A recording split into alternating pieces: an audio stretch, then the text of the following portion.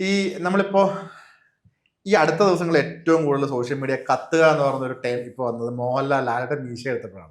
8-9 വർഷത്തിന് ശേഷമാണ് അതെ അതെ അദ്ദേഹത്തിന്റെ പഴയ ലുക്കിൽ കണ്ടത്. ഒരു റിവ്യൂവർ എന്നുള്ള രീതിയിൽ അടുത്ത ഇപ്പൊ തരുൺ മൂർത്തിയുടെ ഒരു സിനിമ ഇപ്പൊ തുടരും ഇറങ്ങുന്നതിന് മുൻപ് അശ്വന്ത് ഒരു റിവ്യൂവിൽ പറഞ്ഞത് ഭയങ്കര പ്രതീക്ഷയാണ് പറഞ്ഞത് തരുൺ മൂർത്തിയുടെ സിനിമയെ പറ്റി. അതെ അതെ അതുപോലെ തന്നെ ആ സിനിമ അത് മീറ്റ് ചെയ്യുകയും ചെയ്തു. ഇപ്പം അടുത്ത ഒരു സിനിമ വരുന്നില്ല, ലവലാഞ്ചൻ എന്നാണ് എനിക്ക് തോന്നുന്നു അദ്ദേഹത്തിന്റെ പോസ്റ്റർ. ക്യാരക്ടർ അപ്പൊ മീശ മാത്രം വെച്ച് താടി വടിച്ച ഒരു ലാലേട്ടനെ കാണാൻ വേണ്ടിയിട്ട് എന്താണ് ആ സിനിമ ലാലേട്ടൻ ഈ ലുക്ക് വെച്ചിട്ട് പ്രതീക്ഷകൾ എന്തായിരിക്കും? അല്ല, തന്മൂർത്തി സിനിമ ആയതുകൊണ്ട് തന്നെ ലുക്ക് വെച്ചിട്ടല്ല തന്നെ പ്രതീക്ഷയുണ്ട്. പിന്നെ ലാലേട്ടൻ്റെ കേസ് എന്നെ ഇപ്പം കുറച്ച് കഴിഞ്ഞ ലാസ്റ്റ് വീക്ക് ലാലേട്ടൻ്റെ ഈ പിക്ചേഴ്സ് വന്നതിന് ശേഷം, വീഡിയോസ് വന്നതിന് ശേഷം എൻ്റെ പഴയ ഞാൻ പണ്ട് ലാലേട്ടൻ്റെ ഈ പോസ്റ്റ് ഓഡിയൻ പീരീഡിൽ വന്ന സിനിമകൾ ഞാൻ റിവ്യൂ ചെയ്ത ക്ലിപ്സ് ഉണ്ടല്ലോ, അതിൽ ഞാൻ ലാലേട്ടനെ നിശ്ചിതമായി വിമർശിച്ചത് ലാലേട്ടൻ്റെ ഫേസ് അനങ്ങുന്നില്ല, ഐ ബാഗ് ഇല്ല, മറ്റേ പറഞ്ഞിട്ട് ഓഡിയൻ്റെ കേസ് അറിയാലോ. അപ്പോൾ അത് വെച്ചിട്ട് എന്നെ പൂരത്തെറിയാം, ഇൻസ്റ്റയിലൊന്നും തെറിക്ക് കണക്കില്ല, ഇറങ്ങി വാടാ എന്നെല്ലാം പറഞ്ഞിട്ട് ഇപ്പം എന്താടാ കാണടാ, ഇപ്പം എന്താടാ നീ അങ്ങനെ പറഞ്ഞടാ ഇങ്ങനെ പറഞ്ഞു. അപ്പം അതിനൊരു മെഡിക്കൽ സയൻസിൻ്റെ ഒരു ബാക്ക്ഗ്രൗണ്ട് ഉണ്ടല്ലോ അതിന്. അപ്പം അതിന് ടൈം ഉണ്ടായിരുന്നു, അത് ആൾക്കാർക്ക് അറിയായിരുന്നു, അതായത് വിവരമുള്ള ആൾക്കാർക്ക് അന്നേ അറിയായിരുന്നു ഇറ്റ് വിൽ ടേക്ക് ഒരു 6-7 ഇയേഴ്സ് എടുക്കുന്നു ഇതിൻ്റെ ട്രീറ്റ്മെൻറ്റിൻ്റെ ആ ഒരു സൈഡ് എഫക്റ്റ് മാറാൻ വേണ്ടി അത്രയും സമയം ആവശ്യമായിരുന്നു. അപ്പം അതുകൊണ്ട് അത്രയും കാലം ഞാനായിട്ട് താടി വെച്ച് അഭിനയിച്ചേ. കാരണം ആ സമയത്ത് താടി എടുത്ത പ്രശ്നമായിരുന്നു. അത് എടുത്തപ്പോൾ നമ്മൾ കണ്ടതോ ഏതോ ഒരു 1-2 പടം, എനിക്കൊന്ന് ബിഗ് ബ്രദറിലാണെന്ന് തോന്നുന്നു. കംപ്ലീറ്റ്ലി താടി എടുത്തിട്ടില്ല, അതുകൊണ്ട് ട്രിം ചെയ്തിട്ടുള്ളൂ. ഇതുപോലെ ചെയ്തിട്ടില്ല. ഇതുപോലെ ചെയ്താൽ അത് സംഭവം ആ ട്രീറ്റ്മെൻറ്റിൻ്റെ ഭാഗമായിട്ട് ഉണ്ടായിട്ടുള്ള സൈഡ് എഫക്റ്റ് കൊണ്ട് പറ്റൂലായിരുന്നു. ഇതതിൻ്റെ ടൈം മെഡിക്കലി അതിൻ്റെ ടൈം കഴിഞ്ഞ് അത് റിക്കവേർഡായി കംപ്ലീറ്റ്ലി. അപ്പോൾ കറക്റ്റ് ടൈമിൽ തരുൺമൂർത്തിക്ക് പ്രൊജക്റ്റ് വന്ന് പുള്ളി പിന്നെ ലാലേട്ടനെ ഇപ്പം നിലവിൽ കണ്ടംപററി ലാലേട്ടൻ ഏറ്റവും നന്നായിട്ട് യൂസ് ചെയ്യാൻ അറിയുന്ന ആൾ തരുൺമൂർത്തിയാണ്. അത് അദ്ദേഹത്തിന് ഇൻ്റർവ്യൂസ് കണ്ടാൽ തന്നെ മനസ്സിലാവും. അപ്പം പുള്ളി അത് പെർഫെക്റ്റ്ലി യൂസ് ചെയ്യുന്നതാണ് ഞാൻ വിശ്വസിക്കുന്നത്. അതൊരു അപാര സംഭവമായിരിക്കും. ഈ മെഡിക്കൽ ടൈം പറയുമ്പോൾ അതിനൊരു ആധികാരികത പരിശോധിച്ചിട്ടാണോ പറഞ്ഞത് ഇത്രയും മെഡിക്കൽ ഇത്ര? അല്ല, ഞാൻ കുറേ ഡോക്ടേഴ്സിൻ്റെ ഇത് വായിച്ചിട്ടാണ് ഞാൻ പറഞ്ഞത്. ഞാൻ അതുകൊണ്ടാണ് വേർഡ്സ് യൂസ് ചെയ്യാത്തത്.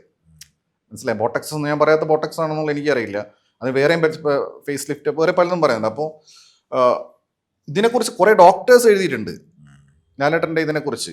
അപ്പം അവർ ഇനി ഇതിപ്പം ഫസ്റ്റ് ഹാൻഡ് എക്സ്പീരിയൻസ് ഉണ്ടായിട്ട് പറയുന്നത് വെച്ചാൽ എനിക്കറിയില്ല. ഞാൻ ഈ ഡോക്ടേഴ്സ് എഴുതിയത് വായിച്ചിട്ടാണ് ഞാനിത് മനസ്സിലാക്കിയത്. ഇപ്പം ഈ മലയാളത്തിൽ ഏറ്റവും കൂടുതൽ ലോകത്ത് അറിയപ്പെടുന്ന ഒരു മലയാളിയാണ് മോഹൻലാൽ. അദ്ദേഹത്തിനെ പോലെ ഒരാളെ നിശിതമായി വിമർശിക്കുക, ലുക്കിനെ വിമർശിക്കുക, അല്ലെങ്കിൽ അഭിനയത്തിനെ വിമർശിക്കുക എന്നൊക്കെ പറഞ്ഞൊരു ഒരു സധൈര്യം വിമർശിക്കുമ്പോൾ ഉള്ളിൽ ശരിക്കും എപ്പോഴെങ്കിലും പേടിയുണ്ടാവും. ഇത്രയും ഫാൻ ഫോളോയിങ് ഉള്ള, ഇത്രയും മലയാളികൾ ഇഷ്ടപ്പെടുന്ന ഒരു വ്യക്തിയാണ് ഞാൻ വിമർശിക്കുന്നത്. അശ്വന്ത് ഗോക്കിന്റെ ബാല്യത്തിലും അശ്വന്ത് ഗോക്ക് എൻജോയ് ചെയ്ത സിനിമകൾ തന്നവരാണ് ഇവരെല്ലാം. അവരെയാണ് ഞാൻ വിമർശിക്കുന്നത്, ഇങ്ങനെ സംസാരിക്കേണ്ട ആവശ്യമില്ല എന്ന് അങ്ങനെ എപ്പോഴും ഒരു ഉൾഭയം തോന്നിയിട്ടുണ്ടോ? അല്ലെങ്കിൽ ഹലോ, ഇപ്പം ഞാൻ പേടിക്കേണ്ടാത്ത ഒരാളുണ്ടെങ്കിൽ ലാലേട്ടനായിരിക്കും. കാരണം ലാലേട്ടൻ അങ്ങനെ ഒരു അപാരമായിട്ടുള്ള ഒരു മനുഷ്യനില്ലേ ആസ് എ പേഴ്സൺ. ലാലേട്ടനല്ല ഉദ്ദേശിച്ചത്, ഫാൻസിനെ. ലാലേട്ടൻ ഒരു വ്യക്തിയാണെന്നുണ്ടെങ്കിൽ അതിന്റെ ബാക്ക്ഗ്രൗണ്ടിൽ ഒരു വലിയ പ്രസ്ഥാനം കിടക്കുന്നുണ്ട്. അല്ല, അത് പ്രസ്ഥാനം കടന്നു കഴിഞ്ഞാലും ഈ ട്രൂ ഫാൻസിന് മനസ്സിലാവും എന്തുകൊണ്ടാണ് ഇത് വിമർശിക്കുന്നതെന്ന്. കാരണം ഞാൻ തന്നെ ലാലേട്ടൻ്റെ എന്തെങ്കിലും ഒരു ചെറിയൊരു പോസിറ്റീവ് കിട്ടിക്കഴിഞ്ഞാൽ ഞാൻ തന്നെ എടുത്ത് കത്തിക്കാറുണ്ട്. കാരണം കാരണം ഞാൻ ട്രൂ ലാലേട്ടൻ ഫാനാണ്.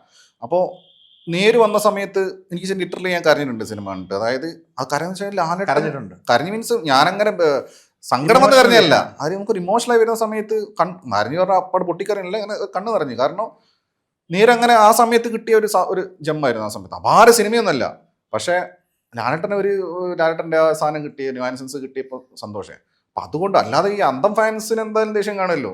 അതിപ്പം ലാലേട്ടൻ ഫാൻസിന് മാത്രമല്ല, മമ്മൂക്ക ഫാൻസ് എന്നോട് ദേഷ്യമുള്ള ആൾക്കാരെ കൂടുതൽ. അപ്പം ഇതിങ്ങനെ പേടിച്ചു കഴിഞ്ഞാൽ ഈ പണി നടക്കൂല. എനിക്ക് തോന്നുന്നു മലയാളത്തിലൊക്കെ ആദ്യമായിട്ടായിരിക്കും ഒരാൾ മറ്റുള്ളവരുടെ ദേഷ്യം വിറ്റ് കാശാക്കാൻ ഞാൻ കണ്ടിട്ടുള്ളത്. അല്ല, ഇത് ഞാൻ ആ ദേഷ്യമാണ് അശ്വന്തിന്റെ റിവ്യൂ കാണാൻ കയറുന്നത് ഇവൻ എന്താ പറഞ്ഞേക്കണേ പറയാൻ വേണ്ടിയിട്ട് ശത്രുക്കളായി മെജോറിറ്റി കാണാൻ ചിലപ്പോൾ കയറുന്നത്. പകുതിക്ക് മുകളിൽ ചിലപ്പോൾ അവരായിരിക്കും ഇവൻ എന്തായിരിക്കും നമ്മുടെ പടത്തിനെ പറ്റി പറഞ്ഞേക്കണേ. അല്ല, അത് മനഃപൂർവ്വം വിറ്റ് കാശാക്കുന്നില്ല, കാശ് വരുന്നതാണ് സംഭവം. ഞാനതൊരു അലങ്കാരികമായിട്ട് മനസ്സിലായി. ഈ അതുപോലെ റിവ്യൂ ചെയ്യുമ്പോൾ ഞാൻ ഒരുപാട് കണ്ടിട്ടുള്ളതാണ്. ഇപ്പം മോഹൻലാൽ എന്നൊരു പേര് പറയുമ്പോഴും എപ്പോഴും പറയും ഇങ്ങനെ മോഹൻലാൽ എന്ന് പറയും, DQ എന്ന് പറയുമ്പോൾ തീർക്കാൻ പറ്റും തീർക്കട എന്ന് പറയും, ഷൈൻ ഡോ എന്ന് പറയുമ്പോൾ എന്ന് പറയും. ഇതിന്റെ ആവശ്യം എന്താണ്? അവരെ ശരിക്കും പേഴ്സണലി വ്യക്തിഗത ചെയ്യുന്നതല്ലേ ശരിക്കും? അവർ ഏതെങ്കിലും സിനിമകൾ അങ്ങനെ പറഞ്ഞിട്ടുണ്ടെന്ന് എപ്പോഴും മിമിക്രി കൂടെ നിരോധിക്കേണ്ടി വരും. കാരണം മിമിക്രിക്കാർ എന്താ കാണിക്കുന്നത്? മരിച്ചുപോയ ആൾക്കാർ വരെ കാണിക്കുന്നുണ്ട്, ജയനയും സത്യനും. അവരെ കളിയാക്കുന്നില്ലല്ലോ. പിന്നെ കളിയാക്കല്ലാതെ അശ്വന്തൊക്കെ അവരുടെ ഒരു ഏതെങ്കിലും ഒരു സിനിമയിൽ പറഞ്ഞിട്ടുള്ള നെഗറ്റീവ് ഒരു ഡയലോഗ് അല്ലെങ്കിൽ അവരുടെ കയ്യിൽ ഡയലോഗ് തന്നെയല്ലേ പാളിപ്പോയ സാധനം എടുത്ത് പറയുന്നതല്ല. പാളിപ്പോയത് നമുക്ക് കുഴപ്പമില്ല, അത് നമുക്ക് പറയാൻ കുഴപ്പമില്ല. കാരണം അത് അവര് പറഞ്ഞിട്ടുള്ള ഡയലോഗ് തന്നെയല്ലേ. അല്ലാതെ പക്ഷെ അത് പ്രയോഗിക്കുന്ന അസ്ഥാനത്തല്ല, അത് ഫ്ലോയിൽ അവരെ കണക്ട് ചെയ്യാൻ വേണ്ടി പറയുന്ന. അതോ ലാലട്ടനല്ലേ ഇമിറ്റേറ്റ് ചെയ്യുന്നില്ലേ, പ്രശ്നമൊന്നുമില്ല. ഓക്കെ, ഞാൻ എനിക്ക് പേഴ്സണലി തോന്നിയിട്ടുള്ള കാര്യം അല്ലല്ല, അത് അങ്ങനെ തോന്നി കാണും. പക്ഷെ അത് അപ്പൊ ഞാൻ അങ്ങനെ കൂടെ പറയുന്നതുകൊണ്ടാണ് എന്റെ വീഡിയോ കാണാൻ രസം. അതെ, ഞാനിങ്ങനെ ഇരുന്ന് വാർത്ത വായിക്കും പോലെ പറഞ്ഞു കഴിഞ്ഞാൽ ഒരു സുഖമില്ലല്ലോ. മലയാളത്തിലെ മോഹൻലാല്, മമ്മൂട്ടി, സുരേഷ് ഗോപി, ജയറാം, ഈ 4 പേരായിരുന്നു ഒരു സമയത്തുണ്ടായിരുന്നു. പിന്നീട് മോഹൻലാൽ, മമ്മൂട്ടി മാത്രമായി. അത് അവിടേക്ക് ദിലീപിന്റെ എൻട്രി വന്നു. സുരേഷ് ഗോപി താരതമ്യേന അദ്ദേഹത്തിന്റെ സിനിമകൾ കുറഞ്ഞു വരുന്നു. ആ സമയത്ത് ജയറാം ഈ ഒരു താരനിരയിൽ നിന്ന് മാറി അന്യഭാഷയിലേക്ക് പോകുന്നു, അവിടെ സപ്പോർട്ടിങ് ക്യാരക്ടേഴ്സ് ചെയ്യുന്നു. പിന്നീട് മമ്മൂട്ടി, മോഹൻലാൽ എന്നുള്ള 2 പേരിലേക്ക് സിനിമ ഒതുങ്ങുന്നു. പിന്നീട് ദിലീപിന്റെ പല ഇഷ്യൂസും പിന്നെ അദ്ദേഹം മാറുന്നു. ആ സ്ഥാനത്തേക്ക് പലരും വന്ന് പൃഥ്വിരാജ് വരുന്നു പോകുന്നു. പക്ഷെ ഇപ്പോഴും മമ്മൂട്ടി, മോഹൻലാൽ മാത്രം നിൽക്കുന്നത്. സുരേഷ് ഗോപി വീണ്ടും ചില സിനിമകളിൽ തിരിച്ചു വരുന്നു. പിന്നെ അദ്ദേഹം രാഷ്ട്രീയത്തിലേക്ക് പോകുന്നു. ഈ ജയറാമിന്റെ ഒരു കരിയർ ഒരു റിവ്യൂവർ എന്നുള്ള രീതിയിൽ നോക്കുകയാണെന്നുണ്ടെങ്കിൽ അദ്ദേഹം മറ്റു ഭാഷയിൽ പോയി പല സൈഡ് വേഷം ചെയ്തു. ഇപ്പം കാളിദാസൻ പറഞ്ഞു നല്ല പൈസ കിട്ടും അതുകൊണ്ടാണ് പോണേ, തമാശ രീതിയിലാണ് ജയറാം തിരുത്തി. ഇദ്ദേഹത്തിന്റെ ഒരു കരിയർ പഴയ ഒരു സ്റ്റാർഡം നഷ്ടമായതിന്റെ ഒരു ബാക്ക്ഗ്രൗണ്ട് എന്തായിരിക്കും തോന്നുന്നത് ഒരു റിവ്യൂവർ എന്നുള്ള നിലയിൽ? അല്ല, ജയറാമിന് പണ്ടേ സ്റ്റാർഡും ഇല്ല. സ്റ്റാർഡം എണ്ണുന്ന ഒരാളാണ് ജയറാമിന്റെ ബേസിക് പ്രശ്നം. ഞാൻ മനസ്സിലാക്കിയത് പുള്ളിക്ക് സ്വാഗ് ഇല്ല. പുള്ളിക്ക് ഫാമിലി പടങ്ങള്, ഡ്രാമാറ്റിക് ആയിട്ടുള്ള സിനിമകൾ, സ്റ്റോറി ഓറിയന്റഡ്, പിന്നെ ഓഫ് കോഴ്സ് കോമഡി, അതിൽ പുള്ളി കിട്ടില്ല. അപ്പോൾ CID ഉണ്ണികൃഷ്ണൻ BA ഒക്കെ ഞാൻ ഇപ്പോഴും എടുത്ത് കാണാറുണ്ട്. പുള്ളിയുടെ പഴയ സിനിമകളൊക്കെ എനിക്കിഷ്ടമാണ്. മറ്റേ പുള്ളി പളനിയിലെ മറ്റേ അതിന് പുള്ളി ഫിറ്റായിരുന്നു. പുള്ളിക്ക് ടൈലർ മെയ്ഡ് റോൾസ് ആയിരുന്നു അതൊക്കെ. പുള്ളി കിട്ടലായിട്ട് ചെയ്യുകയും ചെയ്യും, കൈ നിട്ടും ചെയ്യും. പിന്നെ ദിലീപിന് എൻട്രി വന്നതോടെ ദിലീപിന് ജയറാമില്ലാത്തൊരു സംഭവമുണ്ട്, സ്വാഗ്. ജയറാമിന്റെ പഴയ സിനിമകൾ ഇപ്പോൾ എടുത്ത് നോക്കിയാൽ മതി, പുള്ളി സ്വാഗ് കാണിക്കുന്ന സമയത്ത് അങ്ങ് സുഖമില്ല. സ്ക്രീൻഷോട്ട് അടിച്ചാൽ പണി പാടും. പുള്ളി ഏറെ പിടിക്കുന്നതും ആറ്റിറ്റ്യൂഡ് എന്നൊക്കെ നമുക്ക് കാണാൻ പറ്റും. പാപ്പ ആ ലെവലിലായി പോകും. ദിലീപിന് അതല്ല.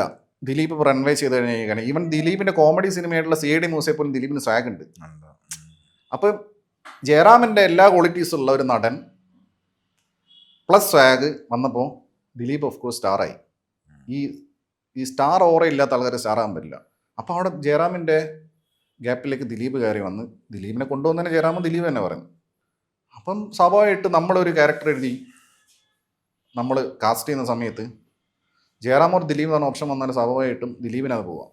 ഇപ്പം റൺവേ ഇപ്പം മമ്മൂക്ക് വെച്ചപ്പെടാന്ന് ആദ്യം പറയുന്നത്. അടുത്ത ദിലീപിനും അതൊരിക്കലും ജയറാമിന് പോവില്ല. ഇപ്പോൾ CID മൂസ ജയറാമിന് പോവില്ല. കാരണം ആ പറഞ്ഞ സ്വാഗ് ജയറാമിന് കിട്ടൂല.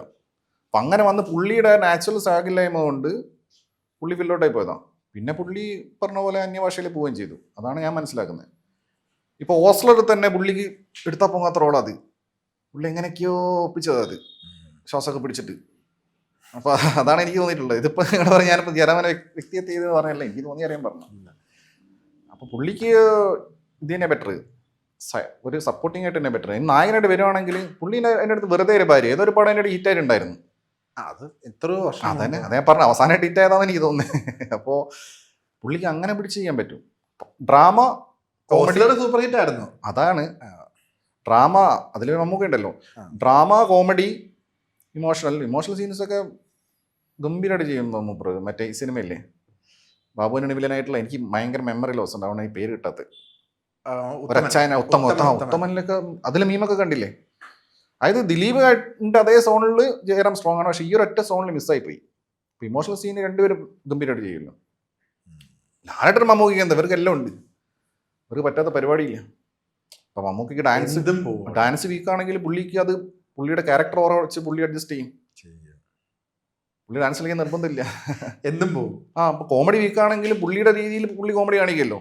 ഇപ്പൊ ശ്രീധരന്റെ ഒന്നാം തിരുമുറൊക്കെ ഞാൻ എപ്പോഴും കാണുന്ന, ഗോളാന്തര വാർത്ത എപ്പോഴും കാണുന്ന, അത് കോമഡിയില്ല. പുള്ളി ക്യാരക്ടറായി മാറിയിട്ട് പുള്ളി ആ ക്യാരക്ടർ എങ്ങനെയാണ് ബിഹേവ് ചെയ്യുന്ന ആ രീതിയിൽ കോമഡി ചെയ്യും, ലാലേട്ടൻ ചെയ്യുന്ന രീതിയിലല്ലെങ്കിലും. അപ്പോൾ അവർക്ക് രണ്ടുപേർക്കും ലിമിറ്റേഷൻസ് ഇല്ല.